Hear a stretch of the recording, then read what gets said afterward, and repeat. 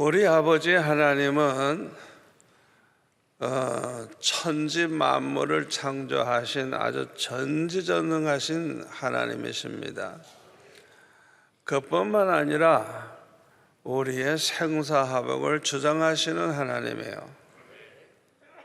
그래서 우리는 하나님께서 정하신 날에 이 세상에 태어나게 되고 하나님의 정하신 날에 이 세상을 떠나게 됩니다. 우리의 죽고 사는 것이 하나님의 손에 있어요. 아멘. 그러므로 하나님께서 우리를 불러가시면 아무리 건강한 사람이라고 할지라도 이 세상을 떠나게 되는 것입니다. 제가 서울에서 이제 신앙생활 할 때 우리 청년회 회장이 아주 인기가 대단했어요. 운동도 잘하고 인물도 잘나고 아주 여러 가지로 훌륭한 분인데 그 청년 회장집에서 우리 청년들, 임원들 또 우리 회원들이 밤 12시까지, 그때는 12시에 통행금지가 있어가지고 12시까지 이렇게 얘기하고 지나다가 이제 헤어졌어요. 그런데 그 다음날 아침에 전화가 왔어요. 밤 12시까지 함께 있었던 분인데 자다가 심장마비로 세상을 떠났다는 거예요. 그래가지고 새벽 예배 나왔다가 불이 나게 그냥 가서 보니까 죽었어요. 평소에 몸이 아팠던 것도 아니에요. 건강해요. 전혀 문제가 없어요. 그런데 심장마비로 세상을 떠났어요.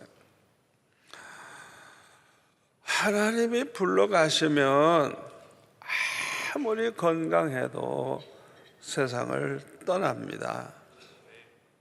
아멘. 그래서 야고보서 4장 14절에 보니까 우리의 생명을 잠깐 보이다가 없어지는 안개와 같다 그랬어요. 여러분 아침에 안개가 잔뜩 꼈다가도 햇빛이 나는 순간에 안개가 사라지잖아요. 우리 생명이 그와 같대요. 그 안개와 같대, 안개와 같대. 이 야고보서 4장 13절부터 보면은 어떤 사람이 오늘이나 내일이나 어떤 도시에 가가지고 1년 동안 머물면서 장사를 해서 돈을 좀 많이 벌어오겠다고 그렇게 이제 생각을 했어요. 이런 사람들에게 뭐라고 말씀하셨는가 하니 내일 일은 너희가 알지 못하는도다. 너의 생명이 무엇이냐? 너희는 잠깐 보이다가 없어지는 안개니라. 너희가 도리어 말하기를 주의 뜻이면 우리가 살기도 하고 이것이나 저것을 하리라 할 것이거늘 이제도 너희가 허탄한 자랑을 하니 그러한 자랑은 다 악한 것이니라 그랬어요. 이 말씀이 우리에게 주는 아주 교훈이 아주 너무너무 중요합니다. 우리는 절대 주권이 하나님의 손에 있다는 것을 항상 기억하고 살라는 거예요. 아멘.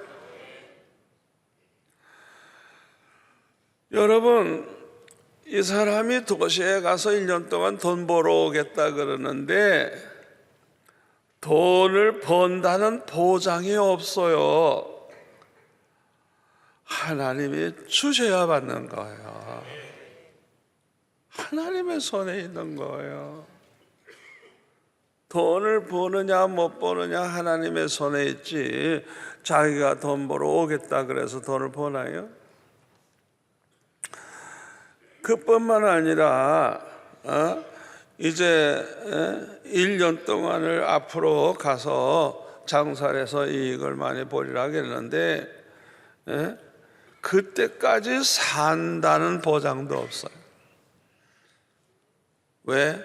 죽고 사는 것이 하나님의 손에 있기 때문에. 아멘.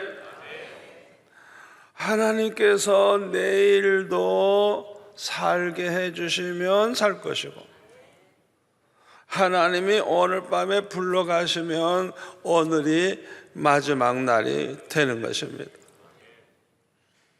하나님의 손에 있는 거예요.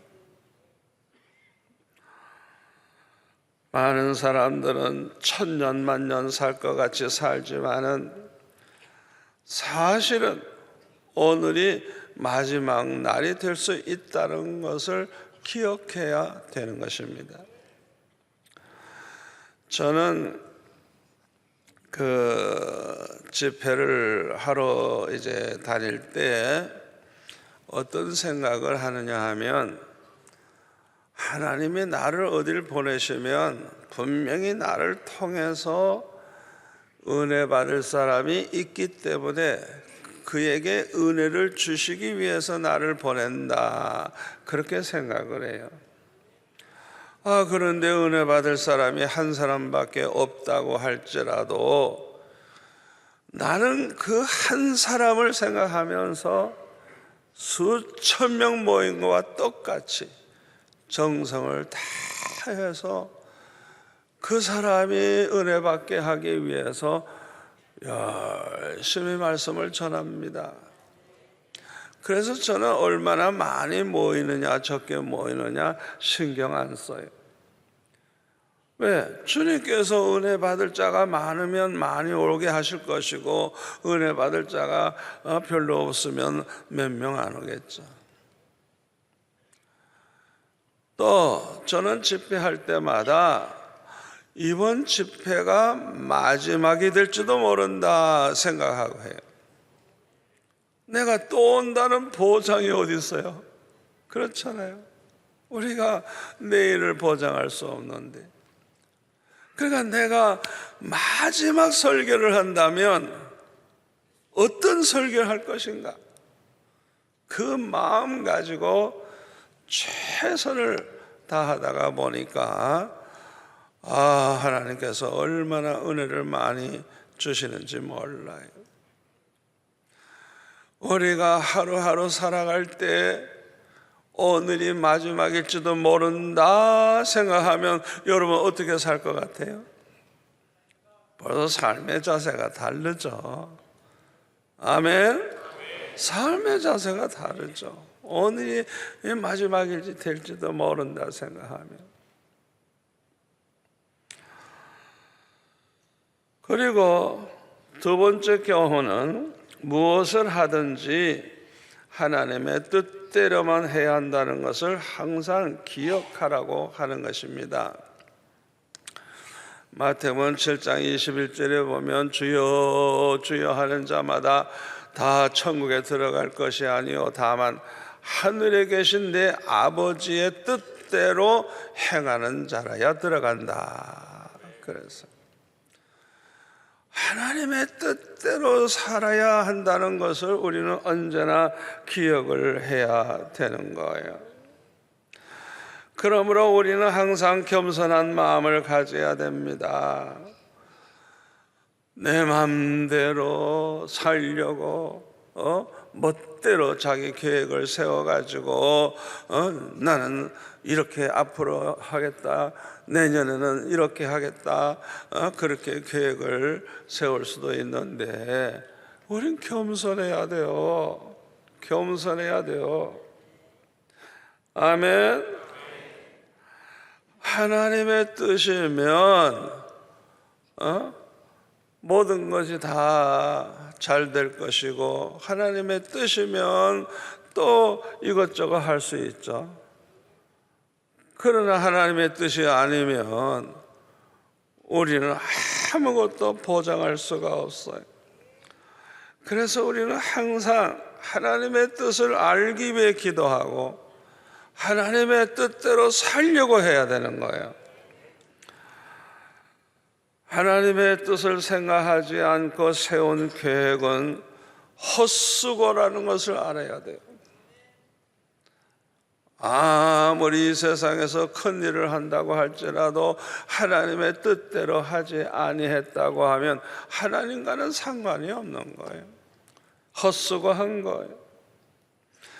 또 하나님의 뜻대로 행하지 아니하는 자는 천국에 못 들어간다 그러니까 결국에는 멸망할 수밖에 없는 것입니다. 항상 우리가 이것을 기억해야 돼요. 우리는 하루하루 살아갈 때 오늘이 마지막이라면 내가 어떻게 살아야 될까? 그 마음 가지고 우리가 이제 결심을 하면서 이런 자세로 나는 살아야 되겠다 마음을 먹기를 바랍니다. 제가 서울에서 목회할 때 부교역자로 있을 때 저와 함께 신방을 하고 늘 함께 일을 한 여전도사님이 계시는데 검사하시던 여수반란 사건 때 그 검사로 있다가 죽은 사람이에요. 그리고 훌륭한 남편을 둔 분인데 이제 일찍이 혼자 돼가지고 전도사가 됐는데 너무너무 훌륭한 전도사님이에요. 그런데 그분은요, 돌아가시는 날 어떻게 돌아가셨냐 하면 몸이 아픈 것도 아니에요. 그냥 하루 종일 신방하고 뭐 일 잘했어요. 그런데 그날 따라서 집안 청소를 하고 그냥 구석구석에 있는 것까지 그냥 다 그냥 정리하고 해서 빨래도 다 해놓고 목욕도 깨끗하게 하고 옷을 아주 단정하게 입고 그리고 앉아서 기도하다가 그대로 세상 떠났어요. 이야, 분명히 주님이 뭔가 말씀해 주셨을 거예요. 그날 본인이 떠난다는 걸 분명히 알았을 거예요. 그러니까 자기가 죽은 다음에 부끄럽지 않게 하기 위해서 빨래할 건 다 빨래하고 정리할 거 다 하고 그냥 집안도 깨끗하게 해놓고 자기도 목욕도 하고 몸도 깨끗하게 그렇게 하고 옷을 입고 좋은 옷을 입고 마지막 기도하다가 갔어요. 성도들이 얼마나 감동을 받고 은혜를 받았는지 몰라요. 우리 교회에도 우리 장창나 선교사님 같은 분은 제가 돌아가시기 전에 신방을 했더니 본인이 암에 걸려가지고 이제 죽는다는 걸 아니까 의사들에게 자기 생명을 연장하기 위해서 뭐 특별한 주사도 놓고 어쩌고 그런 거 하지 말라고, 일체 하지 말라고. 뭐 전혀 병든 사람 같지가 않아요. 아주 꿋꿋한 자세로 준비가 다 돼 있는 그 자세로 모든 것을 다 정리를 잘 하고 돌아가셨어요. 참 그런 분들 참 얼마나 훌륭한 분인지 모릅니다. 제가 우리 수영록교회 개척을 했을 때 처음에 우리 장건수 권사님이라고 연세가 90 넘은 그 할머니 권사님이 계셨는데요, 이 권사님은 얼마나 믿음이 좋은지 몰라요.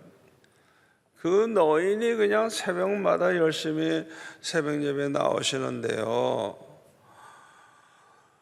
예수님이 오늘 밤에 오실지도 모른다 그래가지고 아예 옷을 단정하게 입고 자는 분이에요. 그러니까 오늘 밤 내가 자는 동안에 주님 오시면 주님 만나야 되니까 그렇게 사시는 분이에요. 얼마나 기도도 많이 하시는지 그 연세 많은 분이 그냥 노트에다가 수첩에다가 우리 애들 이름까지도 다 써놓고 그냥 자기 기도하는 장로님 가정, 권사님 가정, 집사님 가정, 성도들 가정 그냥 다 수첩에 써놓고 날마다 기도하시는 그 권사님 끝까지 그렇게 하다가 천국 가셨어요. 얼마나 멋지게 살았는지 몰라요. 이런 분들은 참으로 지혜롭게 사시다가 가신 분이에요. 저와 여러분도 다 이렇게 지혜롭게 사시기를 바랍니다. 그런데 오늘 본문에 보면 예수님께서는 비유로 말씀을 하셨는데요, 어떻게 사는 사람이 어리석은 자인가를 말씀하고 있어요. 이렇게 살면 안 된다는 거예요. 어리석게 사는 사람이 어떻게 사는 사람이냐, 그걸 이제 말씀해 줬습니다. 오늘 보면 16절에 보면 또 비유로 그들에게 말하여 이르시되 한 부자가 그 밭에 소출이 풍성함에 심중에 생각하여 이르되 내가 곡식 쌓아 둘 곳이 없으니 어찌할까 하고 또 이르되 내가 이렇게 하리라 내 곡간을 헐고 더 크게 짓고 내 모든 곡식과 물건을 거기에 쌓아두리라, 이렇게 생각을 했습니다. 이 부자의 생각은 뭐 당연한 것이죠. 그렇잖아요. 하나님의 은혜로 그냥 농사가 잘 돼가지고 너무 소출이 많은 거라. 그래서 도저히 지금 있는 곡간에다가 쌓아놓을 수가 없어. 그러니까 크게 곡간을 다시 짓고 거기에다가 많은 곡식과 모든 물건을 이제 쌓아두었다고 했습니다. 그야말로 그는 부자가 된 거예요. 이제는 먹고 살 걱정을 안 해도 되는 거예요. 어떻게 보면 이 부자는 복을 받은 사람이죠. 아마 이 자리에 계신 저와 여러분 모두가 다 이 부자처럼 되기를 바라는 마음 있을 거예요. 아멘. 먹고 살 걱정이 없는 사람 얼마나 복된 사람이에요. 그런데 문제가 있어요. 이 부자에게는 믿음이 없는 게 문제예요. 믿음이 없는 게. 물질의 축복은 받았는데 믿음이 없어. 믿음이.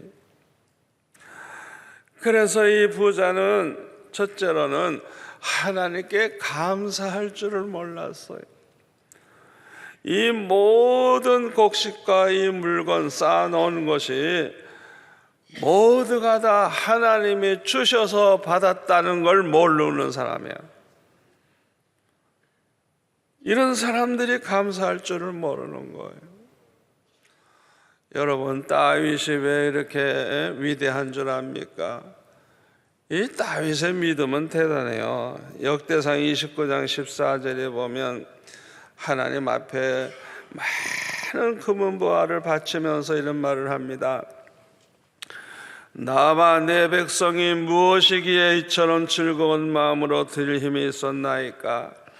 모든 것이 주께로 말미암아 싸우니 우리가 주의 손에서 받은 것으로 주께 드렸을 뿐이니이다. 아멘. 하나님 앞에 어마어마한 금은보화를 바치면서 하나님이 주셔서 받은 걸 내가 드렸을 뿐이지 내 걸 드린다는 게 아니에요. 하나님으로부터 온 걸 내가 받은 걸 그 중에 구별해서 드린다는 거예요. 욥기 1장 21절에 보면은 모든 재산 다 없어지고 10남매가 죽은 다음에 이렇게 말합니다. 이르되 내가 모태에서 알몸으로 나와 싸운즉 또한 알몸이 그리로 돌아가올지라 주신 이도 여호와시요 거두신 이도 여호와시오니 여호와의 이름이 찬송을 받으실지니다 하고 이 모든 일에 욥이 범죄하지 아니하고 하나님을 향하여 원망하지 아니하니라. 이 욥의 신앙은 너무너무 위대한 신앙이에요. 우리가 세상에 태어날 때 팬티도 하나 안 입고 태어났어요. 아무것도 가져온 거 없어요. 우리가 입고 있는 거, 가지고 있는 거 모든 게 다 하나님이 주셔서 받은 거예요. 아멘. 그 주신 자도 여호와시요 거두어 가시는 이도 여호와 하나님이라 이거예요. 그러니까 하나님께 자기는 찬송을 드린다고 하면서 영광을 돌리고 모든 거 잃어버렸지만 원망불평하지 않았어요. 믿음이 없는 사람들은요, 오늘 본문에 나오는 이 부자처럼 감사할 줄을 몰라요. 감사할 줄을 몰라요. 저와 여러분은 믿음이 있다면 달라야 될 줄 믿습니다. 우리가 축복을 받아서 성공하는 것도 좋고 부자가 되는 것도 좋지만은 교만하지 않도록 주의해야 됩니다. 누구나 교만해지면 두 가지가 없게 돼요. 교만해진 증거입니다. 그 사람이 교만해졌다고 하는 걸 뭘로 알 수 있느냐? 첫째는 기도가 없어요. 기도가 없어요. 사람이 교만해지면요, 기도 생활을 안 해요. 마치 자기 힘으로 살 수 있다고 생각하는 거예요. 건강도 자신 있고 돈 버는 것도 자신 있고 하나님 의지할 마음이 없는 거예요. 자기 힘으로 사는 줄 알고. 그래서 이 교만한 사람의 특징이 뭐냐? 기도 생활을 안 해요. 기도 생활을 안 해요. 히스기야가 죽을 병에 걸렸다가 병 고침을 받고 15년이나 더 살도록 하나님이 허락을 해주셨죠. 그런데 안타까운 것은요, 그 사건 이후에 죽는 날까지 기도했다는 구절이 하나도 없어요. 얼마나 속상한 일인지 몰라. 그렇게 기도 많이 하던 히스기야가 기도했다는 말이 하나도 없어요. 너무너무 부유하고 나라가 편안하고 모든 게 잘 되니까 기도가 없어져 버렸어요. 교만해져 가지고. 두 번째로는 교만해지면요, 감사가 없어요. 감사할 줄을 몰라. 역대하 32장 24절 이하에 보면 그때에 히스기야가 병들어 죽게 되었으므로 여호와께 기도하매 여호와께서 그에게 대답하시고 또 이적을 보이셨으나 히스기야가 마음이 교만하여 그 받은 은혜를 보답하지 아니하므로 진노가 그와 유다와 예루살렘에 내리게 되었더니 히스기야가 마음의 교만함을 뉘우치고 예루살렘 주민들도 그와 같이 하였으므로 여호와의 진노가 히스기야의 생전에는 그들에게 내리지 아니하니라 그랬습니다. 교만해진 증거예요. 교만해지니까 하나님의 은혜를 보답할 줄 몰라. 감사할 줄을 모르고. 감사할 줄을 몰라. 여러분, 교만의 증거가 그렇게 나타나는 거예요. 모든 게 다 하나님이 주셔서 받은 건데 내 힘으로 한 게 아닌데 하나님의 은혜로 하나님의 축복으로 내가 성공했고 하나님의 축복으로 이렇게 부유하게 사는데 하나님의 축복으로 내가 건강하게 사는데 어떻게 감사 안 할 수가 있어요? 아멘. 저와 여러분은 날마다 매 순간 감사하면서 살아가시기를 바랍니다. 여러분, 심지어 물 한 모금 먹어도 감사해야 돼요. 눕갈 사탕 하나 먹어도 감사하기도 하고 먹어야 돼요. 저는 초등학교 6학년 때 예수 믿고 은혜 받은 다음부터는 학교에서도요, 친구들이 눕갈 사탕 하나 주면 그전에는 그냥 입에다 넣었죠. 그런데 꼭 기도하고 그 다음에 입에다 넣었어요. 눕갈 사탕 하나도 감사하면서. 아멘. 하나님이 주셔서 받은 건데 어떻게 감사 안 할 수가 있겠습니까?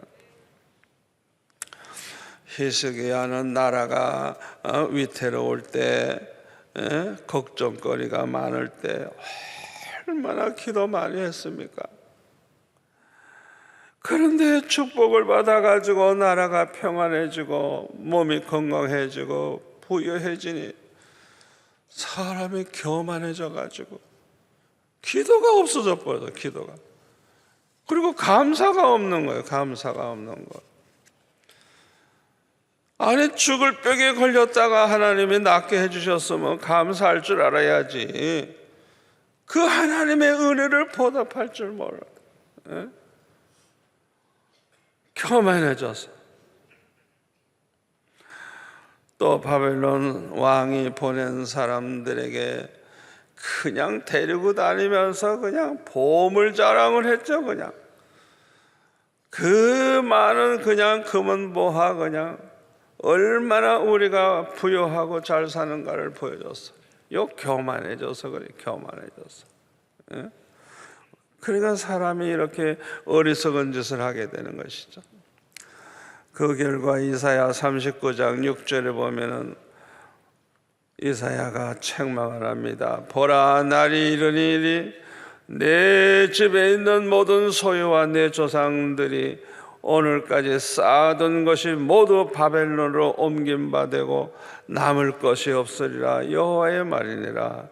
또 내게서 태어날 자손 중에서 몇이 사로잡혀 바벨론 왕궁의 환관이 되리라 하셨나이다 하니, 히스기야가 이사야에게 이르되 당신이 이른 바 여호와의 말씀이 좋소이다 하고 또 이르되 내 생전에는 평안과 경감이 있으리로다 하니라.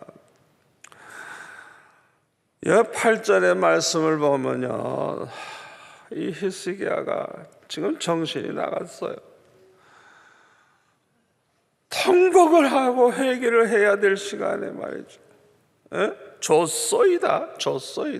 뭐 자기 살아있을 때는 뭐 괜찮으니까 좋소이다. 이런 멍청이가 세상에 어디 있어요? 아니, 자손들은 다 망해도 괜찮단 말이에요. 이 보물 다 없어질 거고 네 자손이 환관이 된다 그러는데도 좋소이다. 그러니까 히스기야의 이 마음 상태 얼마나 병들었는가 우리가 알 수가 있습니다. 그뿐만 아니라 히스기야가 죽은 후에 왕위를 이어받은 므낫세가 12살짜리, 그러니까 15년 연장받았는데 3년 후에 낳은 아이예요. 그러니까 또 다른 어떤 여자를 또 얻어가지고 낳았는지 모르지만은, 그래서 자기가 죽을 때 12살밖에 안 됐어요. 그런데 이 므낫세가 뭘 안다고 왕이 되자마자 그냥 성전에 그냥 우상을 갖다가 놓고 섬기면서, 세상 사람도 그렇게 므낫세처럼 우상을 많이 섬긴 사람이 없었다고 성경에 기록이 되어 있어요. 왜 그렇게 됐을까요? 옛날과 같이 기도 많이 하고 그 아들하고도 같이 기도하고 하나님의 말씀을 묵상하고 십계명을 외우게 하고 항상 평소에 가르쳤더라고 하면 어떻게 그런 못된 짓을 할 수가 있겠어? 무슨 꼭 그냥 하나님과 원수진 것처럼 그냥 므낫세는 왕이 되자마자 그냥 못된 짓을 많이 했어요. 자식이 그렇게 된 것을 보면 히스기야가 어떻게 살았는가 알 수 있는 거예요. 이렇게 살 바에는 차라리 15년 전에 죽는 게 낫지. 15년 더 살아가지고 결과가 이렇게 됐다면 이게 뭐가 좋은 거예요? 여러분, 혹시 여러분이 앞으로 이제 뭐 죽을 병에 걸려가지고 의사가 이제는 얼마 못 산다 하면 여러분 꼭 이렇게 기도하시기 바랍니다. 아버지, 내가 더 살아서 하나님께 영광이 된다면 살려주시고, 내가 더 살아서 하나님의 영광을 가리우게 된다면 차라리 나를 지금 불러가 주세요. 그런 믿음의 기도를 하시기를 바랍니다. 그런데 히스기야는요 그렇게 기도 안 했어요. 성경에 보니까 통곡을 하면서 그냥 살려달라고 그냥 얼마나 욕심 따라서 기도했는지. 죽을 사람 살려주고 15년이나 생명을 연장시켜줬으면 그것은 하나님의 영광을 위해서 사는 시간인 줄 알아야 되는데 너무나도 어리석게 산 것입니다. 마태복음 24장에 보면은 이 세상 끝날이 되면 큰 환난과 시험이 있게 된다는 것을 예수님이 말씀하셨어요. 여러분 잘 들으세요. 예수님 오실 때가 가까우면 가까울수록 세상 끝이 오면 왜 환난과 시험이 많은가 그걸 아셔야 돼요. 아멘. 왜 그렇게 하시느냐 하면요 깨어 기도하게 하기 위해서 그러는 거예요. 자신의 연약함을 알고 항상 하나님의 은혜가 아니면 살 수 없다는 걸 알고 깨어 기도하게 하기 위해서. 아멘. 또 하나는 날마다 죽음을 준비하고 날마다 재림하실 주님을 맞이할 준비를 해놓고 살게 하기 위해서 하나님께서는 이 마지막 때에 환난이 많고 시험이 많게 하시는 것입니다. 그러므로 이 큰 환난과 시험이 오는 것은 오히려 우리에게 축복이 되는 거예요. 아멘. 그 환난이나 시험은 우리가 그거 자체는 고통이 되지만은 깨어 기도하는 사람에게는 그것이 축복이 됩니다. 야고보서 5장 13절에 보면 너희 중에 고난당한 자가 있느냐? 저는 뭐 하라고요? 기도할 것이요. 아멘. 너희 중에 고난당한 자가 있느냐? 그는 기도할 것이요. 즐거워하는 자가 있느냐? 그는 찬송할지니라. 왜 야고보 사도가 이렇게 말하는 줄 압니까? 잘 들으세요. 기도하는 사람에게는 고난이 축복으로 바뀌기 때문에 그렇습니다. 기도하는 사람은 고난이 있으면 더 간절히 기도합니다. 더 겸손하게 하나님 앞에 매달리며 기도합니다. 기도하다가 보면 은혜를 받는 거예요. 기도하다가 보니까 깨닫게 되는 거예요. 죄를 깨닫고 회개하고 하나님의 사랑, 십자가의 그 사랑을 깨닫고 감사하고 우리의 사명을 깨닫고 정신 차려서 하나님을 위해서 사는 이 믿음의 사람으로 변화가 되는 거예요. 아멘. 그렇기 때문에 교회라고 하는 것도 이 세상이 편안해지면은요 절대 교회가 부흥 안 해요. 다 잠잡니다. 다 잠자. 그러나 6.25 전쟁 이후에 밤마다 그냥 기도하는 사람이 얼마나 많고, 산에 올라가면 그냥 뭐 산에서 기도하는 소리가 쩌렁쩌렁 들리고, 그냥 뭐 하여튼 그때 얼마나 많이 기도했는지 몰라요. 그때 한국교회가 폭발적으로 부흥했어요. 여러분 그거 아셔야 돼요. 그래서 저는 우리 수영로 교회 개척을 했을 때 어려운 시험이 오면 저는 아주 반가워했어요. 왜? 교회 어려운 시험이 오면 하나님 앞에 간절히 부르짖고 매달리고 그러다가 보니까 은혜를 받죠. 기도가 더 강해지죠. 믿음도 강해지죠. 말씀도 더 좋아지죠. 능력이 나타나죠. 교회가 막 부흥하는 거예요. 그래서 교회에 문제가 생기면 또 부흥하려고 그러는구나. 또 하나님이 우리에게 축복하시려고 그러는구나. 아멘. 우리 한번 따서 할까요? 우리에게 고난이 오면 은혜 받을 기회다. 축복 받을 기회다. 더 좋은 일이 있다. 기도하는 사람에게. 기도하는 사람에게. 아멘. 이 어리석은 부자는요, 먹을 것만 있으면 잘 살 수 있다고 생각을 했어요. 여러분 절대로 그렇지 않습니다.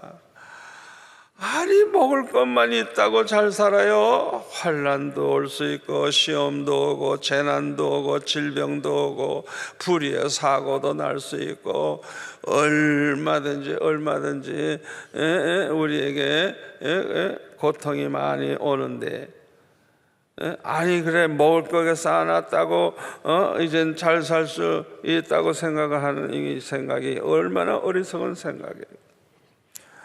그래서 이 어리석은 부자는 평안히 쉬고 먹고 마시고 즐거워하자 생각을 했어요. 19절에 보니까 내가 내 영혼에게 이르되 영혼아 여러 해 쓸 물건을 많이 쌓아두었으니 평안히 쉬고 먹어 마시고 즐거워하자 하리라.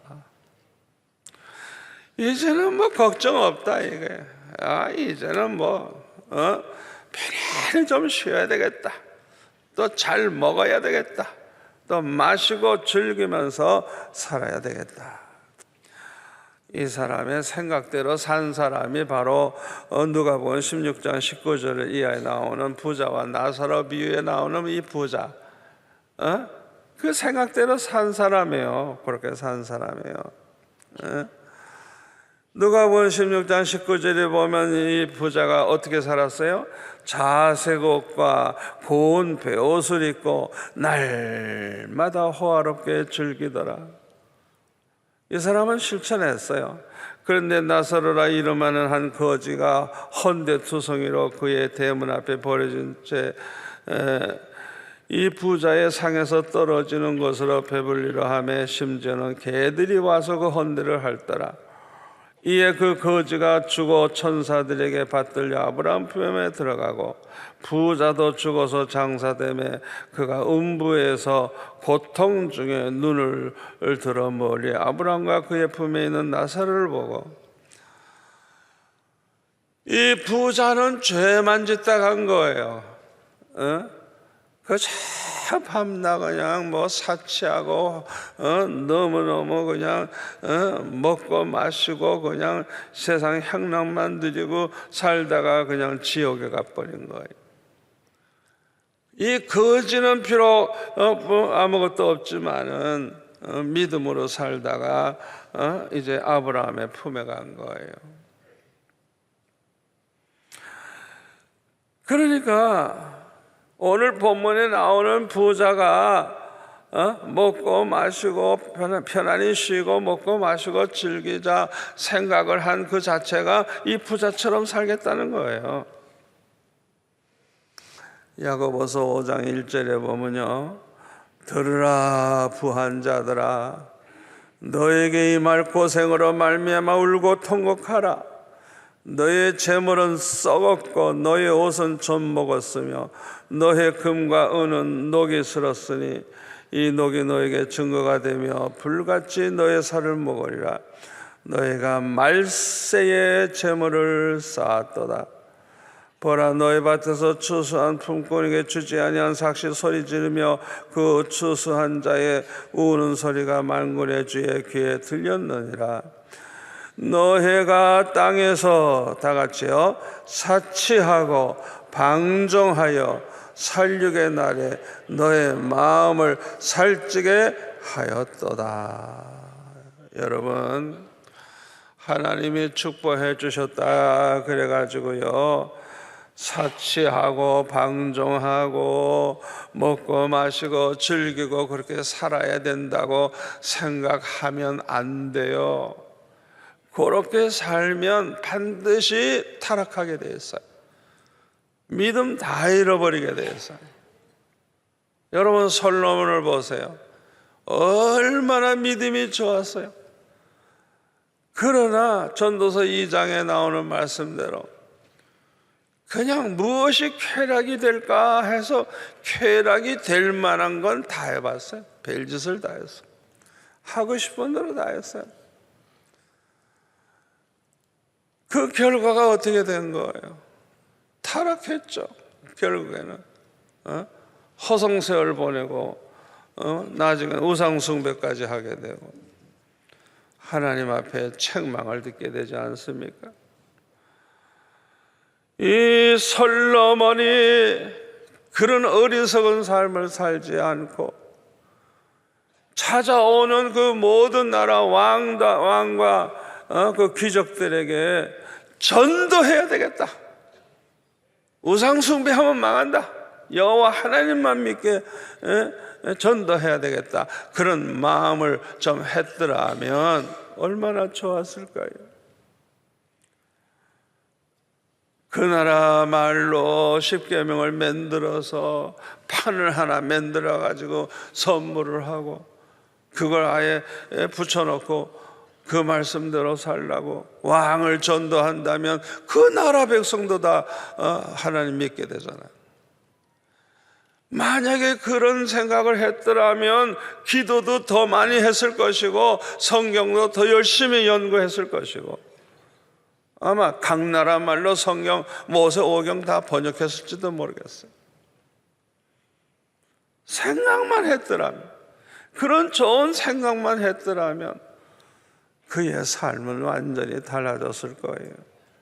그런데 솔로몬에게 그런 꿈이 없었어요. 그런 생각을 하질 않았어요. 사랑하는 성도 여러분, 저와 여러분은 항상 하나님이 기뻐하시는 좋은 꿈을 가지고 살아가시기를 바랍니다. 좋은 뜻을 품고 살아가시기를 바랍니다. 어떻게 하면 하나님을 가장 기쁘시게 할까?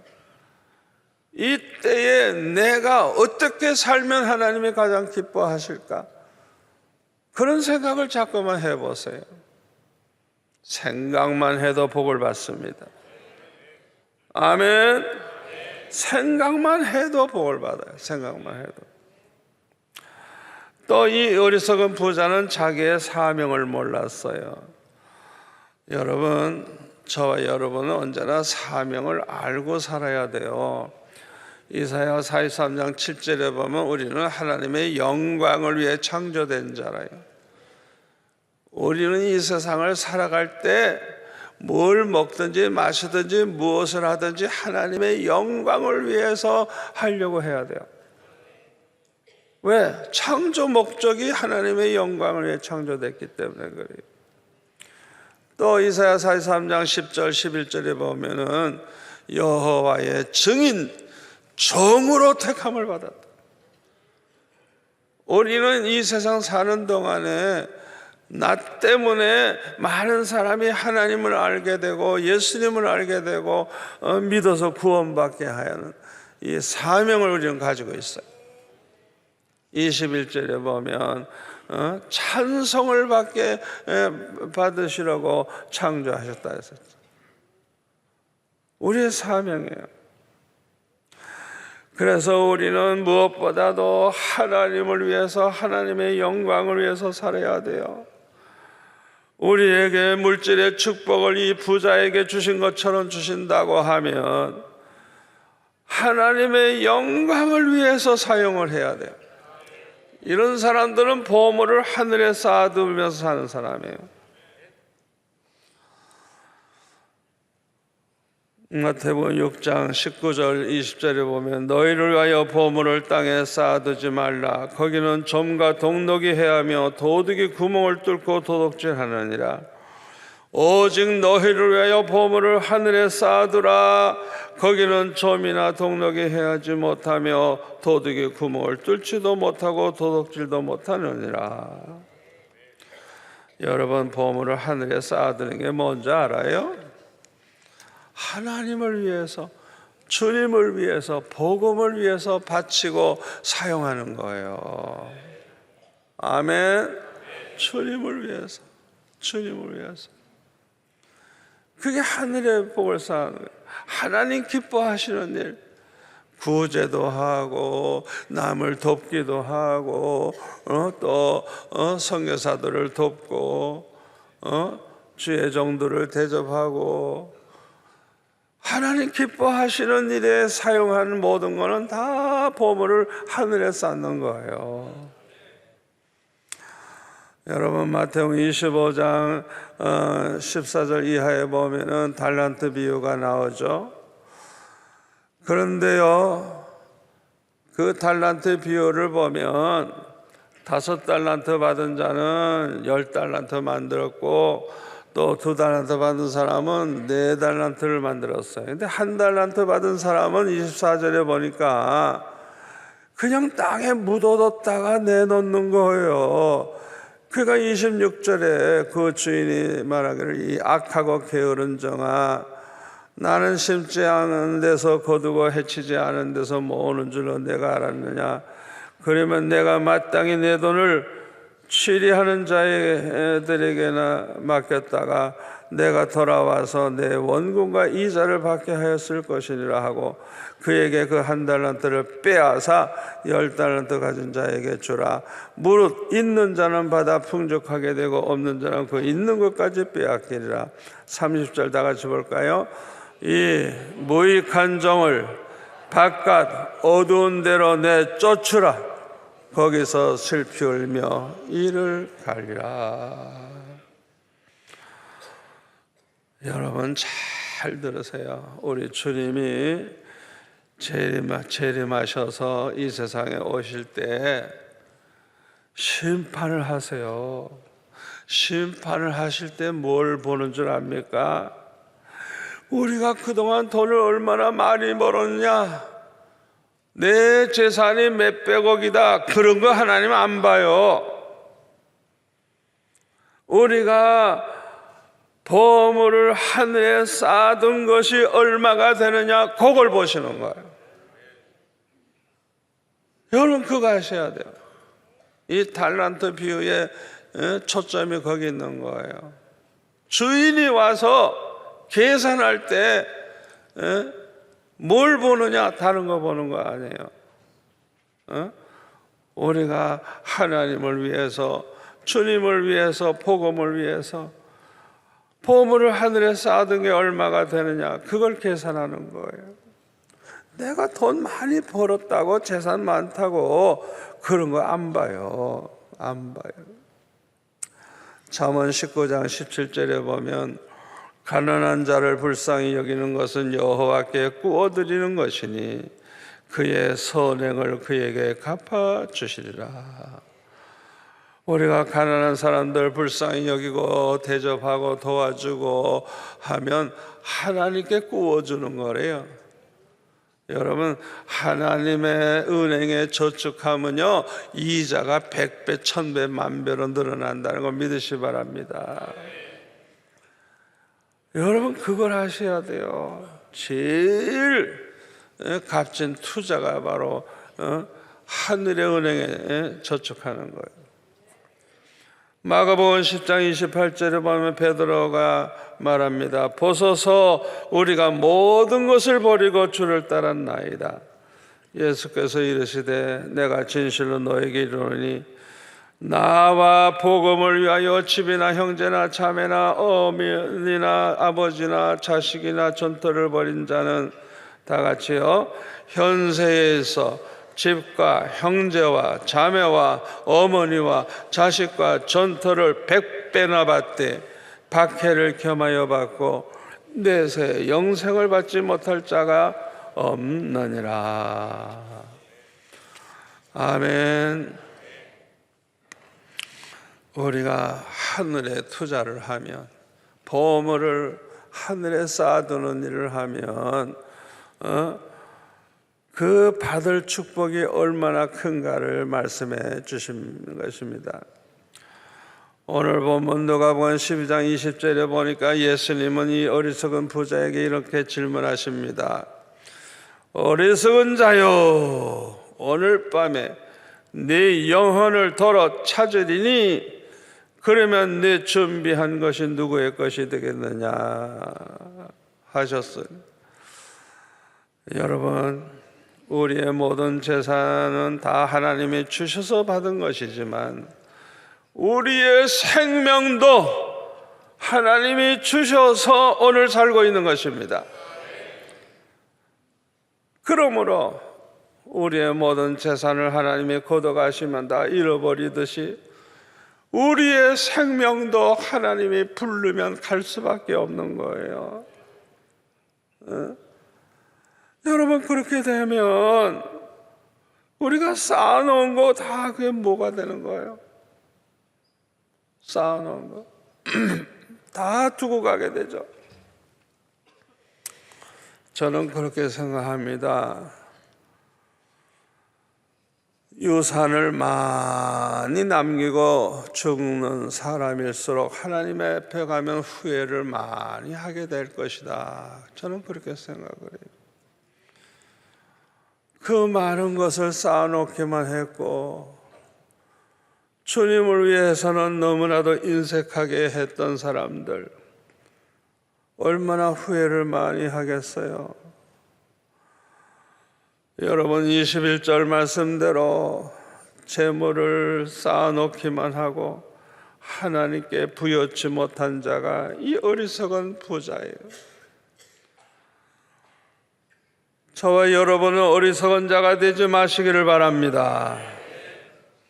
지혜로운 성도가 되시기 바랍니다.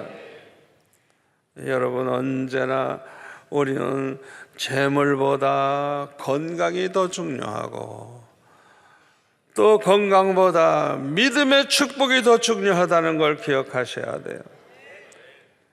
성령과 지혜가 충만해서 우리는 지혜롭게 사는 성도가 되시기를 축원합니다. 기도하겠습니다. 아버지 하나님, 감사합니다. 금년 마지막 주일을 맞이해서 우리에게 주신 이 교훈을 마음에 새기고 지금까지 어리석게 살았다고 하면 철저히 회개하고 아버지 새로운 출발을 하게 도와주시기를 원합니다. 아버지, 지혜로운 자가 되게 하옵소서. 어리석은 자가 되지 않게 하여 주옵소서.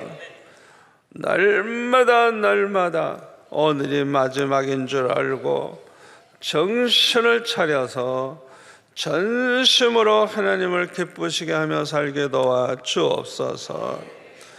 우리에게 주신 모든 것도 우리는 하나님의 영광을 위해서 아름답게 사용하다가 100배의 복을 받으며 주님 앞에 섰을 때 칭찬 듣고 면류관 받는 자가 되게 하여 주옵소서. 예수님의 이름으로 기도합나이다. 아멘.